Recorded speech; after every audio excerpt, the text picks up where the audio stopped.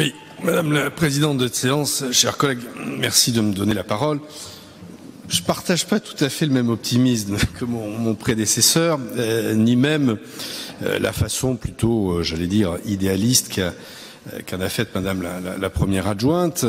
Il y a deux façons de lire un compte administratif. Il y a la photographie financière, opérationnelle d'une année de plein exercice. Et pour le coup, c'est la première fois que vous avez à défendre, ou en tout cas à présenter un compte administratif de plein exercice, car 2020, les élections avaient eu lieu en cours de mandat, et par ailleurs 2020 a été une année particulière, vous le rappeliez, et ça je ne le contredirai pas.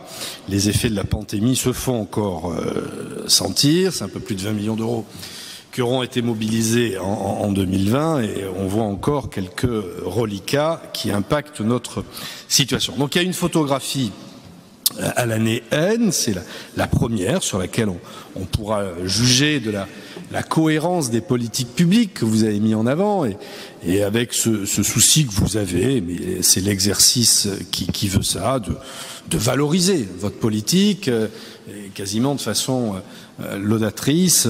C'est l'exercice, mais Alexandra Siari, qui prendra la parole avec moi, sera peut-être un petit peu moins enthousiaste quand on regarde dans le détail un certain nombre de réalisations qui relèvent de vos marqueurs, j'allais dire, quasi identitaires de votre politique, et vous avez fait les grandes têtes de chapitre quand on regarde dans le détail, mais c'est Alexandra Siari qui le fera. Il n'y a peut-être pas tout à fait le compte entre ce qui relève d'une intention ou quasiment d'une incantation et la réalité des chiffres. Donc je ne reviendrai pas trop sur cette photographie à l'année N, sinon peut-être pour rebondir sur ce que disait Monsieur Cazenave, Thomas Cazenave. D'ailleurs, ce n'est pas une cagnotte de 30 millions, hein, c'est 5 millions de résultats nets dont il s'agit de savoir ce qu'on fera l'année prochaine. J'imagine qu'au mois de juillet ou plus tard, au moment du vote du budget supplémentaire, on sera attentif à l'affectation des résultats, quand bien même d'ailleurs ces résultats ne sont pas si probants que ça, parce que 5 millions d'euros, à l'échelle d'un budget comme le nôtre, ce n'est pas une marge de manœuvre très conséquente.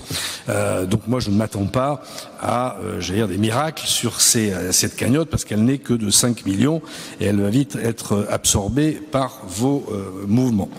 Moi, je voudrais faire un petit arrêt sur ce qui est la seconde lecture d'un compte administratif, c'est le tendanciel qu'il dégage. Et quand on compare aux exercices passés, en prenant la précaution d'isoler l'année 2020, mais en remontant un petit peu plus loin, de voir le tendanciel tel qu'il a été exécuté depuis de nombreuses années. Vous en avez dit quelques mots sur capacité de désendettement, sur l'épargne nette, mais surtout ce que ça pourrait dire pour l'avenir. Et là-dessus, moi j'émets un certain nombre d'inquiétudes pour des éléments exogènes. Je vais en dire un mot. C'est l'environnement international, c'est les dotations de l'État à venir, et puis des éléments endogènes qui viennent de notre propre façon de mener une politique publique et une politique budgétaire. Quand je parle d'inquiétude, elle s'adresse à ces deux facteurs. J'entends l'exercice qu'a pratiqué mon prédécesseur dans son intervention, mais il est peut-être un peu jeune, mais enfin moi je me souviens d'une époque où quand M. Hollande était président de la République, avec M. Ayrault, que vos amis, alors je ne sais pas dans quel groupe vous êtes, monsieur, mais écologistes, socialistes, divers gauches étaient au gouvernement, ça a été la plus grande ponction financière dans les poches des collectivités territoriales. Ça a été 4 milliards avec Ayrault, ça a été 14 milliards avec Valls. On n'avait jamais vu ça. Bon. Alors on peut toujours crier au loup pour ce qui peut arriver, mais il faut aussi avoir la mémoire de faites ce que dit et pas ce que je fais, ou vice-versa. Quoi qu'il en soit, on peut tous s'inquiéter de ce que sera ou serait le prochain projet loi de finances s'agissant des collectivités. Et au-delà des, j'allais dire, postures politiques, je ne parle même pas de postures politiciennes, parce que je crois à l'intégrité des interventions et leur sincérité, il est évident qu'il y aura un projet de loi de finances qui ne sera pas en faveur des collectivités territoriales. Il faut le savoir, et des collectivités locales. on sort d'une pandémie, il y a l'abandon de la taxe d'habitation qu'il faudra à un moment ou à un autre payer, d'une manière ou d'une autre, je ne sais pas comment, mais l'État ne continuera pas perpétuellement à compenser cette perte de recettes pour les collectivités, par ailleurs, qui a été aussi une atteinte à notre autonomie financière et fiscale. Et puis il y a d'autres éléments plus récents, le contexte géopolitique, le contexte international, qui aura des conséquences sur notre façon d'utiliser l'argent public, quid du prix de l'énergie, quid du prix des matières premières. Il faut s'attendre, c'est la première fois que dans ce pays on redécouvre qu'il pourrait y avoir une inflation, et pourquoi pas à 2 chiffres dans les mois qui viennent, que le coût des matières premières va augmenter, que les taux d'intérêt vont augmenter. Tout ça aura des conséquences. Il faudra payer d'ailleurs la note et de la pandémie et de la situation politique actuelle et du conflit en Irak. Donc il y aura nécessairement un impact ou sur nos dotations, ou sur la péréquation, ou sur un impôt nouveau qui tombera du ciel quand on ne sait pas, mais qui arrivera le moment venu. Et en ce sens, ça m'amène à parler de notre façon, de votre façon de gérer, et je parle de causes endogènes. Je m'inquiète du manque d'anticipation qui n'est pas pris en compte et l'anticipation qui n'est pas mise en œuvre par votre équipe. Quand on regarde les chiffres des années précédentes, l'excédent ou le résultat net avait été porté au-dessus de 20 millions pendant 2 années pour se stabiliser autour de 10-15 millions. Moi, je considère que pour une collectivité comme la nôtre, il est sain d'avoir un excédent net qu'on puisse capitaliser autour de 15 millions d'euros. Vous le ramenez à 5 millions, au même titre que 2020. Là où 2020, ça s'explique car nous sommes dans une période de crise, 2021, ça s'explique un peu moins. Et là, je m'inquiète beaucoup et on tire le signal d'alarme. On verra sur les exercices suivants, sur la capacité financière, les marges de manœuvre qui seront celles des années suivantes et même la façon dont on pourrait assumer vos politiques publiques. Et c'est un premier message d'alerte que je voudrais adresser à tout un chacun avec des éléments objectifs. Vous nous dites que l'endettement est contenu, l'endettement va fortement augmenter. Quand on calcule la capacité de désendettement, elle est calculée, et vous l'avez fait très justement, sur l'exercice 2020.